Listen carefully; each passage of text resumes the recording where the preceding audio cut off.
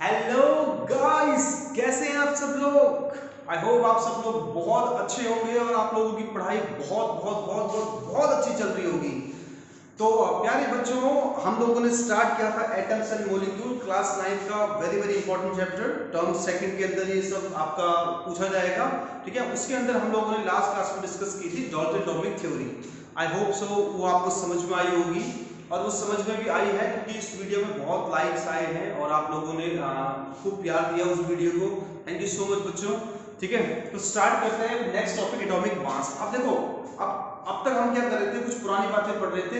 यहाँ से चैप्टर जो है एक नया टर्निंग पॉइंट लेगा, क्योंकि यहाँ से जो मैं आपको पढ़ाने वाला हूँ अगले 3 से 4 लेक्चर्स में, वो सब कुछ आपके लाइफ टाइम अब साथ रहने वाला है जब तक आप साइंस से जुड़े रहोगे, ठीक है। तो मैं आपको समझा रहा हूँ, उसको बड़े ध्यान से सुनना, ध्यान से जो है समझना। ये थोड़ा बहुत अब इसको याद करने वाला पोर्शन कम है, समझने वाला जो है वो ज्यादा है, ठीक है। थोड़ा लेंथी लेक्चर होगा, नो प्रॉब्लम, क्योंकि अभी तक बेटा आप लोगों को पता है कि मैं मैक्सिमम 10 से 12 मिनट के ही लेक्चर्स जो है अपलोड करता हूँ, ताकि आप लोगों को बोर ना हो। बट अब गाइस, टॉपिक की सीरियसनेस को देखते हुए ये लेक्चर बहुत लेंथी होगा, एटलीस्ट 25 से 30 मिनट होगा, और आप लोगों को सारा लेक्चर देखना है, ठीक है। 15 मिनट का लेक्चर देखो, फिर ब्रेक लो 15 मिनट का, फिर 15 मिनट बाद फिर से जो है इस लेक्चर को कंप्लीट देखो। स्टार्ट करते हैं एटॉमिक मास, ठीक है। देखो बच्चों, एटम बहुत छोटे होते हैं ना भाई, ना आपने देखे, ना मैंने देखे, ना किसी और ने देखे। ये तो सब जो थ्योरीज हम पढ़ रहे हैं, these are all based on assumptions, सिर्फ अजम्पशन के ऊपर बेस्ड हैं, और सीरीज ऑफ एक्सपेरिमेंट्स किए गए हैं इन जो है, जो फैक्ट है, जो थ्योरीज है, इनको प्रूव करने के लिए ना बहुत सारे एक्सपेरिमेंट्स किए गए हैं। क्योंकि ना ही आपको पता कि एटम कैसा है, ना ही मुझे पता है, बस कुछ एक्सपेरिमेंट किए और उसके बेसिस पर जो है एटम्स का जो स्ट्रक्चर है, सब चीज है वो निकाली गई है, ठीक है। वो सब हम बाद में डिस्कस करेंगे, एटम का स्ट्रक्चर।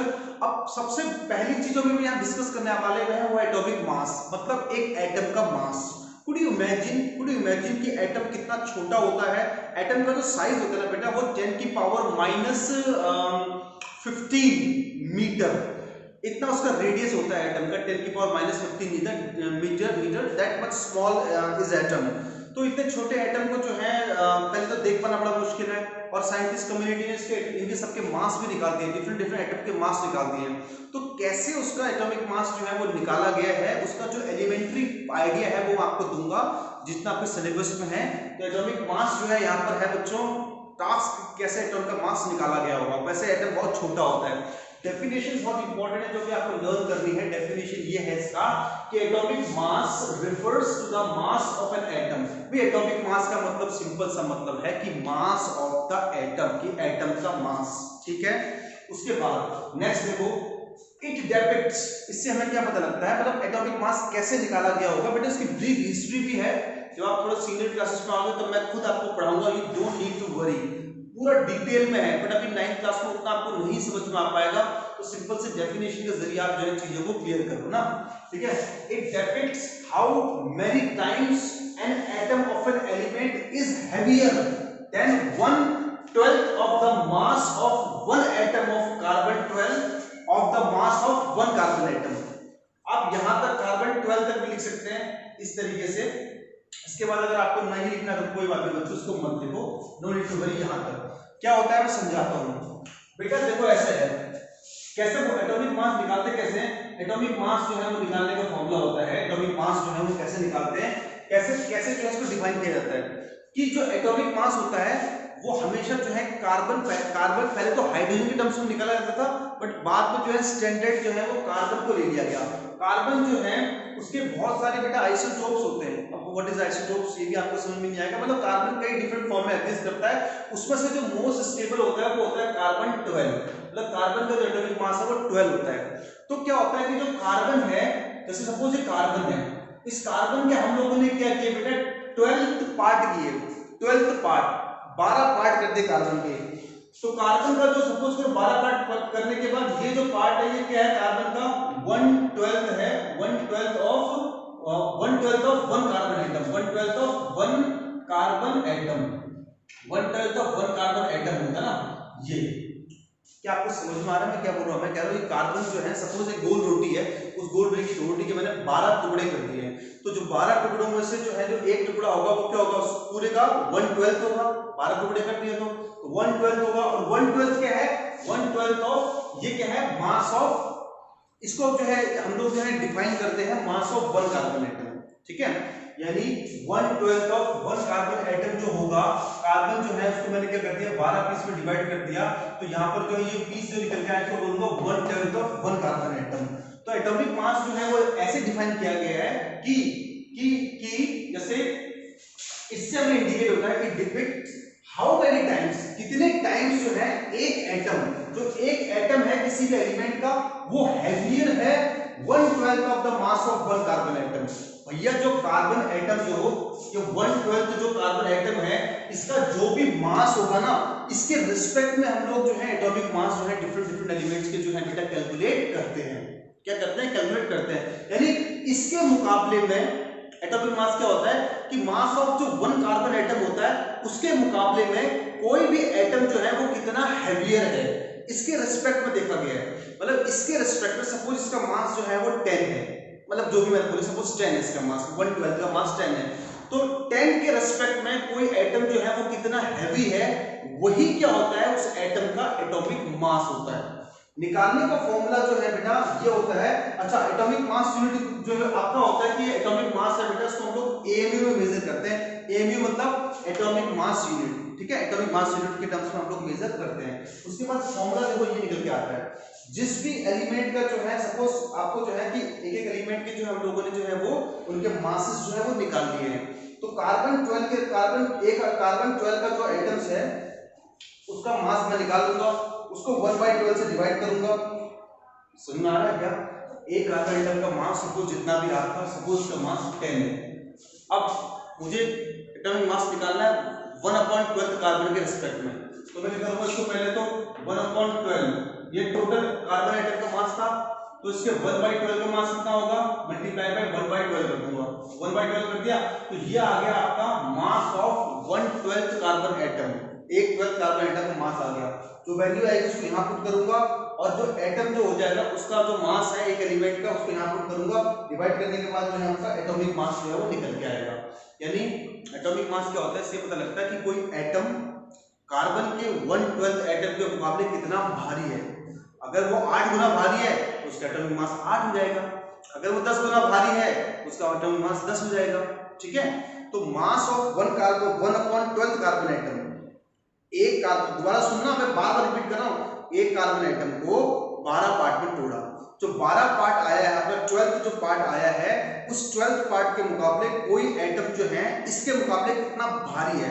अगर 1/12 कार्बन एटम का मास जो है उसके मुकाबले ये एटम अगर 10 टाइम्स भारी है, इसका एटॉमिक मास हो जाएगा 10। थोड़ा टिपिकल है ना, अजीब सा, बट बेटा लर्न करना पड़ेगा ना। देखो ये मैं आपको क्या कह रहा हूँ, सिर्फ इस डेफिनेशन को आप लर्न करो, थोड़ा फॉर्मूला लर्न करो, ये आगे फिर यूज नहीं होगा, सिर्फ आगे एटॉमिक मास जो है वो निकाल के मैं आपके सामने रख दूंगा, उनको आपको लर्न करना है, ठीक है। तो दोबारा से मैं बोल रहा हूँ कि एक 1/12 कार्बन एटम के मुकाबले कोई एटम कितना भारी है, वही क्या हो जाएगा, उस एटम का एटॉमिक मास जो है वो हो जाएगा। इसको मेजर करते हैं एएमयू में, एएमयू मतलब एटॉमिक मास यूनिट। अब आप देखो यहां से पढ़ के देखो, आपको पता लगेगा, तो मैंने समझाया कि इससे पता लगता है ना, it depict how many times an atom of an element is heavier than 1/12 of the mass of one atom of carbon। 1/12 जो होता है एक कार्बन एटम का मास के मुकाबले कोई एटम कितना भारी है, उसी से ही इसका एटॉमिक मास जो है हमें पता लगता है, और इसकी यूनिट होती है एमयू। और हम लोग जो है इस तरीके से जो है इस चीज का वो फॉर्मूला जो है इसका जो मास जो है वो निकालते हैं, ठीक है। इसी को ही 11th क्लास में डिटेल में, बिल्कुल डिटेल में जो है वो मैं आपको पढ़ाऊंगा जब आप लोग 11th में होंगे, ठीक है, वहां फिर से रिपीट होगा। तो अभी 9th में इसको इसी तरह से समझाया जा सकता है, 11th में इसको बहुत डिटेल और अच्छी तरीके से मैं खुद आपको समझाऊंगा और आप लोगों को पढ़ना है, ठीक है। फिलहाल इसको नोट करो, फिर हम लोग आगे बढ़ते हैं।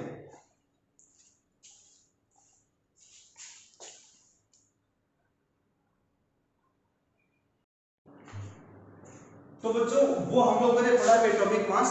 अब जो है हम लोग यहाँ से पार्ट चैप्टर के बहुत ही इंपॉर्टेंट और जो है कॉन्सेप्चुअल पार्ट में मूव करते हैं। आप लोग हेडिंग डालो, यहाँ पर हेडिंग हम लोग डालेंगे कि सिंबल्स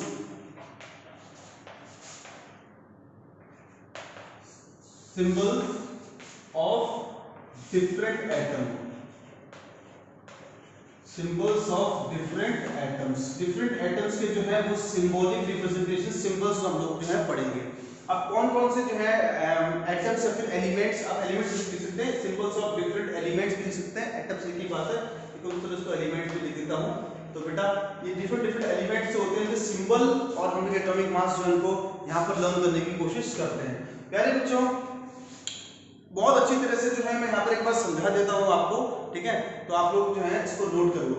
देखो हाइड्रोजन का सिंबल जो होता है वो होता है आपका H, इसका एटॉमिक नंबर होता है 1 और मास नंबर होता है 1। बच्चों ये नीचे जो लिखा हुआ है इसको बोलता है एटॉमिक नंबर। सब बच्चे ध्यान से सुनेंगे, इसको बोलता हूँ आपका एटॉमिक नंबर। और यही जो होता है एटॉमिक नंबर ही होता है नंबर ऑफ इलेक्ट्रॉन्स के बराबर होता है। एक एटम के अंदर कितने इलेक्ट्रॉन्स होंगे वही क्या होता है बेटा, उसका एटॉमिक नंबर होता है। समझ में आ रहा है क्या? जितना एटॉमिक नंबर है उतने क्या होते हैं उसमें इलेक्ट्रॉन्स होते हैं, और उतने क्या होते हैं उसमें प्रोटॉन्स होते हैं। उतने क्या होते हैं बच्चे? प्रोटॉन्स होते हैं, ठीक है? उसके बाद ये आपका होता है मास नंबर, ये आपका होता है मास नंबर। ऐसा बोला जाता है जनरली कि मास नंबर जो है वो एटॉमिक नंबर के मुकाबले क्या होता है, जस्ट डबल होता है उसका, या फिर डबल से जो है एक ज्यादा। सुन लेना, मास नंबर एटॉमिक नंबर से जस्ट डबल या फिर उससे एक ज्यादा। 20 तक आपके सिलेबस में है जो आपको याद करने हैं, 10th में इतने तक ही है। तो मैं लिखता हूँ, आप लोग जो है इनको नोट करते जाओ, ठीक है? ये याद रखना। अब ये यूज होगा यहाँ पर हाइड्रोजन ये है, फिर पीरियोडिक टेबल होती है बेटा, उसमें हीलियम यहाँ आता है, एटॉमिक नंबर 2 होता है, मास नंबर 4 होता है। फिर लिथियम इधर आएगा, एटॉमिक नंबर 3 होता है, मास नंबर कितना होता है? जस्ट डबल का एक ज्यादा 7। फिर बेरिलियम इधर आएगा, बेरिलियम एटॉमिक नंबर 4 होता है बेटा यहाँ पर, और मास नंबर आपका होता है 9। फिर इसके बाद बच्चे इधर कहीं जो है बोरोन आएगा, मास नंबर आपका होता है यहाँ पर 5 और एटॉमिक नंबर होता है 11। कार्बन आएगा, मास नंबर होता है बच्चे आपका 6, एटॉमिक नंबर होता है 12। नाइट्रोजन इधर आएगा, मास नंबर आपका होता है 7, एटॉमिक नंबर होता है एटॉमिक नंबर होता है 7, मास नंबर होता है 14। इसका मतलब नाइट्रोजन में कितने इलेक्ट्रॉन हैं? 7 इलेक्ट्रॉन्स हैं, 7 ही प्रोटॉन्स हैं। इलेक्ट्रॉन और प्रोटॉन हमेशा कैंसिल आउट हो जाएंगे, रिजल्टेंट स्ट्रक्चर क्या होगा एटम का? न्यूट्रल, ठीक है? फिर ऑक्सीजन आएगा, ऑक्सीजन का एटॉमिक नंबर आपका हो जाएगा 8 और उसका मास नंबर हो जाएगा 16, ठीक है? चल ध्यान से सुनना, ये हीलियम जो है इसके नीचे नियॉन आएगा, थोड़ा सा जो है ये आप वो सही लिखा हुआ सब कुछ, सिर्फ देखो कैसे आप कैसे लिखेंगे उसको भी। ये आपका ऑक्सीजन, फिर फ्लोरीन आएगा, फ्लोरीन का एटॉमिक नंबर आपका हो जाएगा 9 और मास नंबर हो जाएगा लगभग 19 के आसपास का, ठीक है? जस्ट डबल से ज्यादा, किसी किसी में डबल भी हो रहा है, ये लर्न ही करने होंगे आपको। नियॉन का एटॉमिक नंबर आपका हो जाएगा 10 और मास नंबर हो जाएगा इसका 20। नियॉन के नीचे जस्ट जो है ऊपर जो है वो हीलियम आएगा आपका, एटॉमिक नंबर 2, मास नंबर क्या हो जाएगा 4, जैसे नीचे आता है सीक्वेंस में, ठीक है? इस तरह से चलेंगे। नियॉन का होगा, फिर उसके बाद आता है सोडियम, सोडियम का एटॉमिक नंबर जो है वो 11, सोडियम का एटॉमिक नंबर 11 और मास नंबर जो है वो 23। मैग्नीशियम अगला होगा बेटा, मैग्नीशियम का एटॉमिक नंबर 12 हो जाएगा, मास नंबर 24 हो जाएगा। फिर उसके बाद जाएगा यहाँ पर एल्यूमिनियम जाएगा, एल्यूमिनियम का एटॉमिक नंबर हो जाएगा 13, मास नंबर हो जाएगा 27। अब देख लो, आपके सर को याद है बेटा, ऐसे आप भी इसको लर्न करोगे, प्रैक्टिस बहुत प्रैक्टिस करवाऊंगा 10th में, चिंता मत करो आप। हम लोग 10th के लिए पढ़ रहे हैं, इतना अच्छी तरह से हम लोग जो है साइंस करेंगे कि आपके 100 नंबर 10th में कोई रोक ही नहीं सकता, गारंटेड है, गारंटेड। सिर्फ आपको मेरे साथ रहना है और आपको अपने टीचर का सपोर्ट करना है। 10th का 100 मैं दिलवाऊंगा आपको, देखो जरा यहाँ पर, ठीक है? मेहनत तो करेंगे, ऑब्वियसली बात है, बिना मेहनत तो आएंगे नहीं ना, ठीक? सिलिकॉन है, सिलिकॉन का एटॉमिक नंबर 14 है, मास नंबर 28 है। फास्फोरस नाइट्रोजन के जस्ट नीचे आएगा, फास्फोरस का एटॉमिक नंबर 15 है, मास नंबर 31 है। सल्फर जो है उसका एटॉमिक नंबर 16 है, मास नंबर 32 है। क्लोरीन का एटॉमिक नंबर 17 है और मास नंबर जो है वो 35.5 है।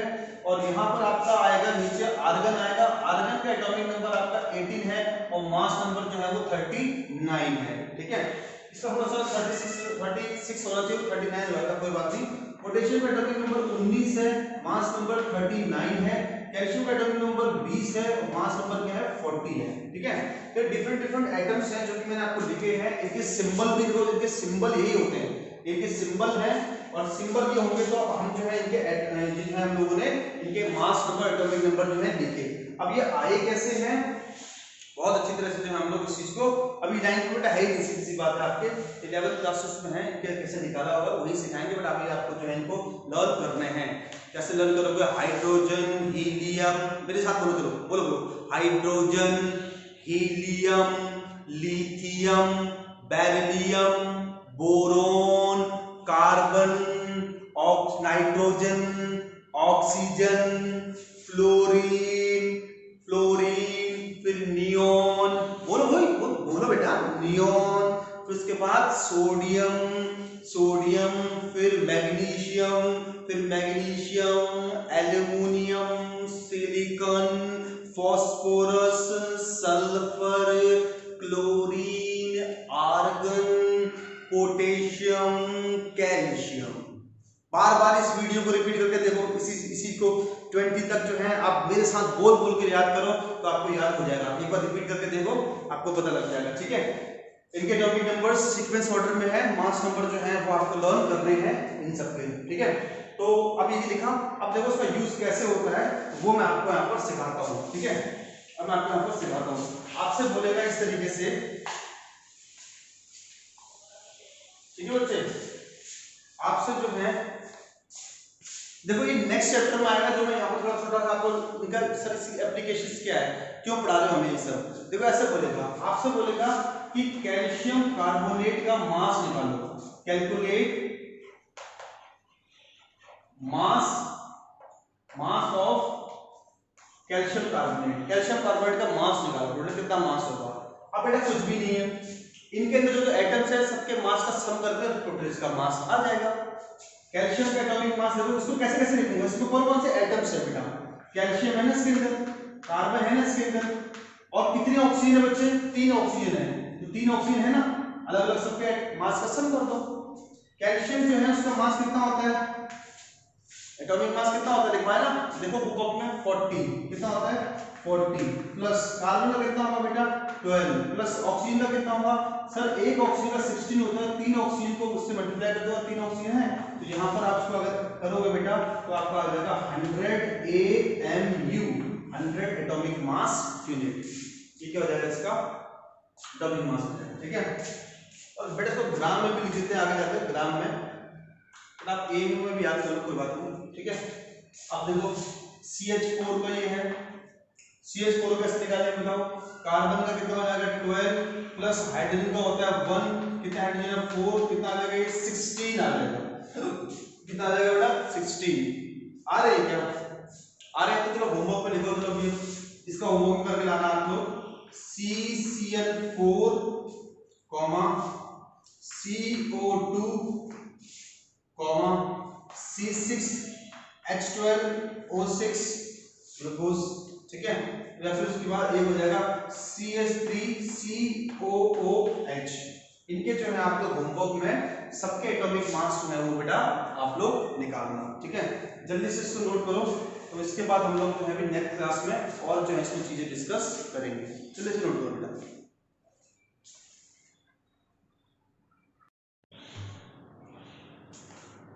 हेलो बच्चों, तो आज की क्लास में हम लोग सीखेंगे आयंस के बारे में, इसके बारे में सीखेंगे आयंस के बारे में, ठीक है। तो हम हेडिंग डालते हैं यहाँ पर आयंस के बारे में जो है वो हम लोग सीखेंगे। तो बेटा आयंस सबसे पहले होते क्या है, आयंस क्या होते हैं देखना, आप लोग लिखो जरा, ions are formed by, video को पॉज कर करके जो है आप लोग नोट करते जाओ, मैं स्पीड में बोल रहा हूँ बट आप लोग जो है वीडियो को पॉज करके डेफिनेशन लिखते हैं ना। Ions are formed by removal of electron from the atom. Ions are the substance which is formed by removal of electron from an atom, ठीक है, लिखा। It is of two type. First one is cation, CATION, cation. First one is cation, and second one is anion, ठीक है। तो आपको अब देखो इसमें डेफिनेशन इतनी है। अब चीजों को जो है आप नोट करते जाना मेरे साथ साथ और समझते हो जाना। देखो बेटा केटायन जो होता है वो क्या होता है, किसी भी एटम में से, किसी भी एटम, ध्यान सुनना, किसी सपोज मैंने बोला सोडियम का एटम है बेटा, सोडियम का एटॉमिक नंबर कितना है बच्चे बताओ यार प्लीज, 11। कितने इलेक्ट्रॉन्स है इसमें, 11। कितने प्रोटॉन्स है इसमें, 11। प्रोटॉन में चार्ज होता है पॉजिटिव बेटा, इलेक्ट्रॉन पे होता है नेगेटिव, ये चार्जेस है। तो क्या होता है, अब आयंस क्या होते हैं, किसी भी एटम के ऊपर चार्ज आ जाना उसको आयंस में कन्वर्ट कर देगा।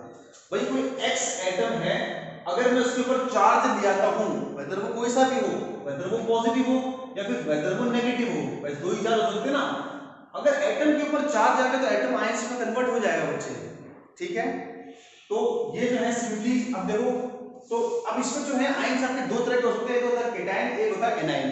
अब क्या केटायन होता है, क्या एनायन होता है, इस एग्जांपल से हम लोग समझते हैं। तो एग्जांपल देखना आप लोग, एग्जांपल से बेटा आपका ये है कि सोडियम में 11 इलेक्ट्रॉन है, अगर मैं क्या करता हूं, इस सोडियम में से एक इलेक्ट्रॉन को बाहर निकाल देता हूं, मुझे बताओ इसमें से क्या कर दिया मैंने, एक इलेक्ट्रॉन को बाहर निकाल दिया। अब सोडियम में से अगर मैं एक इलेक्ट्रॉन को बच्चे बाहर निकाल देता हूं, सोडियम में से एक इलेक्ट्रॉन को अगर बाहर निकाल देता हूं मैं, तो बताओ सोडियम में कितने इलेक्ट्रॉन बच जाएंगे, सर 11 थे पहले, अब 10 बच जाएंगे। तो अगर पहले इसमें 11 इलेक्ट्रॉन और 11 प्रोटॉन थे, तो टोटल चार्ज कितना था, 11 11 कैंसिल आउट हो जाएंगे, चार्ज 0। अब मैंने क्या कर दिया, इसमें से इलेक्ट्रॉन निकाल दिया, एक इलेक्ट्रॉन निकाला, 10 इलेक्ट्रॉन बच गए। अब देखो 10 इलेक्ट्रॉन 10 प्रोटॉन को खत्म कर देंगे, बट एक प्रोटॉन बच जाएगा ना, फिर भी बच जाएगा ना एक प्रोटॉन। तो प्रोटॉन अगर बच गया है तो यानी पॉजिटिव चार्ज बच गया है, यानी एटम के ऊपर कौन सा चार्ज आ जाएगा, पॉजिटिव चार्ज। बड़े ध्यान से सुनना, एटम में से इलेक्ट्रॉन को बाहर निकालूंगा तो वो कन्वर्ट हो जाएगा पॉजिटिव चार्ज स्पीशीज में, यानी सोडियम में से एक इलेक्ट्रॉन को मैंने बाहर निकाल दिया, एंड देखो removal of electron, removal of electron कर दिया मैंने। अगर मैं क्या कर दूंगा, रिमूवल ऑफ इलेक्ट्रॉन कर दूंगा, इलेक्ट्रॉन को रिमूव कर दूंगा, तो आपका ये कन्वर्ट हो जाएगा सोडियम प्लस में कन्वर्ट हो जाएगा, और एक इलेक्ट्रॉन चला गया है, ऐसे लिखते इक्वेशन। तो ये जो बना हुआ है, अगर एटम के ऊपर पॉजिटिव चार्ज कभी आ जाता है तो उसको हम बोलते हैं केटायन। यानी केटायन क्या होता है, cation are formed by removal of electron from an atom, cation are formed from removal of electron from atom. And second point लिख सकते हो कि cation always carry positive charge, cation always carry positive charge. Third point लिख सकते हो आपकी, in the cation the total number of proton is more as compared to total number of electron. ठीक है, इलेक्ट्रॉन कम होते हैं और प्रोटॉन ज्यादा होते हैं। तो ये जो है हम लोगों ने जो है केटायन के बारे में जो है सीखा। केटायन जो है कब बनता है, रिमूवल ऑफ इलेक्ट्रॉन से।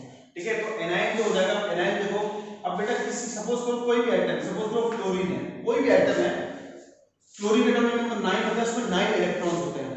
कोई भी एटम अगर इलेक्ट्रॉन ले लेता है ना, इलेक्ट्रॉन लेने से तो एटम जो है वो कन्वर्ट हो जाता है नेगेटिव चार्ज में, क्योंकि अब उसमें टोटल नंबर ऑफ इलेक्ट्रॉन वो बढ़ जाते हैं। तो नेगेटिव चार्ज में कन्वर्ट हो गया, तो जो बनता है स्पीशीज है जिसके किसी का एटम के ऊपर नेगेटिव चार्ज आ गया तो एटम कन्वर्ट हो जाएगा आपका किसमें, एनायन में कन्वर्ट हो जाएगा। किसमें कन्वर्ट हो जाएगा बेटा, एनायन में जो है वो कन्वर्ट हो जाएगा। यानी ये जो आपका एटम था इसने इलेक्ट्रॉन लिया तो F- में कन्वर्ट हो गया, और F- क्या है बेटा, एक एनायन जो है वो आपका है, F- क्या है, एक एनायन है, तो ये आपका एनायन में जो है वो कन्वर्ट हो गया है। ठीक है, यानी anion are formed by gain of electron, anion are formed by gain of electron. ठीक है, इन एन एटम, फिर anion carry negative charge, anion के ऊपर नेगेटिव चार्ज जो आपका होता है। ठीक है, तो ये जो है बड़े सिंपल थे। अब जो है आपके जो सिलेबस में है बेटा कि कौन कौन से केटायन और कौन कौन से एनायन जो है वो है आपके, तो आपको लर्न करने हैं वो। ठीक है, अब अगर मैं लिख रहा हूँ जो आपके सिलेबस में है, अगर किसी बच्चे को प्रॉब्लम आती है कि सर ये कैसे आए हैं, तो आप लोग मुझसे पर्सनली पूछ लेना बेटा, क्योंकि ये बहुत ही लेंथी आर्टिकल है, बट मैं समझाऊंगा, आप लोग जरूर पूछ लेना। फिलहाल आप लोग नोट करते हैं examples of cation and anion, examples of cation and anion. ठीक है, देखो तो लिखते हैं केटायन के बारे में, पहले केटायन कौन कौन से हैं, ठीक है, और फिर यहाँ लिखेंगे हम लोग एनायन के बारे में। पहले केटायन लिखते हैं, तो केटायन क्या है, सबसे पहले सोडियम जो है उसके ऊपर चार्ज होगा +1, तो सोडियम प्लस लिखेंगे, ये केटायन आपका। ध्यान रखना ये चार्ज बहुत इंपॉर्टेंट है। सेकंड जो है मैग्नीशियम O+2। थर्ड जो है, चलो पहले +1 वाले एक साथ लिखता हूँ, +1 वाले ना एक साथ लिखता हूँ। पोटेशियम K+, लिथियम बेटा Li+, ठीक है। चौथा इसमें आ जाएगा आपका हाइड्रोजन H+। पांचवा इसमें आ जाएगा बच्चे अमोनियम, इनका नाम लिख दिया ना, इसे बोलूंगा sodium, potassium, lithium, hydrogen. Next हो जाएगा NH4+, नेक्स्ट हो जाएगा NH4+, इसको बोलूंगा अमोनियम, इसको बोलूंगा अमोनियम, इसको बोलूंगा अमोनियम। पॉजिटिव +1 वाले हो गए। +2 वाले ज्यादा नहीं है, डोंट वरी, 9 में तो बहुत कम ही है, ठीक है। और ये किसी को समझ में अगर नहीं आ रही कि सर कैसे चार्ज आया, कॉल करो मेरे पास, पूछो मुझसे, ठीक है। और तो यहाँ पर ये हो जाएगा। इसके बाद जो है फिर फर्स्ट लिखते हैं +2 वाले सबसे पहले बेरिलियम +2, नाम लिखते हैं बेटा बेरिलियम। सेकंड है मैग्नीशियम +2, थर्ड है कैल्शियम +2, ठीक है। कैल्शियम क्या हो जाएगा +2। चलो +2 वाले कितने हैं, ठीक। एक और हो जाएगा बेटा आपका, चलो उनको अलग से लिखवाऊंगा, वो स्टैंडर्ड है, ये सिंपल से है, ठीक है। +3 वाले करते हैं इधर। ये +2 वाले थे बेटा, ये +1 वाले थे बच्चे, और ये +3 वाले हैं। एल्युमिनियम +3, बोरोन +3, एल्युमिनियम +3, ठीक है। ओके, इतने ही करो। एक +4 में जो है आप कर लेना कार्बन और सिलिकॉन। कार्बन के ऊपर +4 आएगा, सिलिकॉन का सिंबल SI होता है, SI के ऊपर +4 और कार्बन के ऊपर +4, ठीक है। ये केटायन है आपके। और कुछ स्टैंडर्ड है बेटा, स्टैंडर्ड है जो कि आपको लर्न करने होंगे। ये तो समझा भी सकता हूं आपको, बट ये वाले आपको लर्न ही करने हैं। देखो आयरन जो है, आयरन जो है बेटा, जो सिंबल होता है आयरन का Fe, आयरन का जो सिंबल होता है बच्चे वो होता है आपका Fe, ठीक है। तो आयरन का सिंबल जो होता है वो होता है आपका Fe।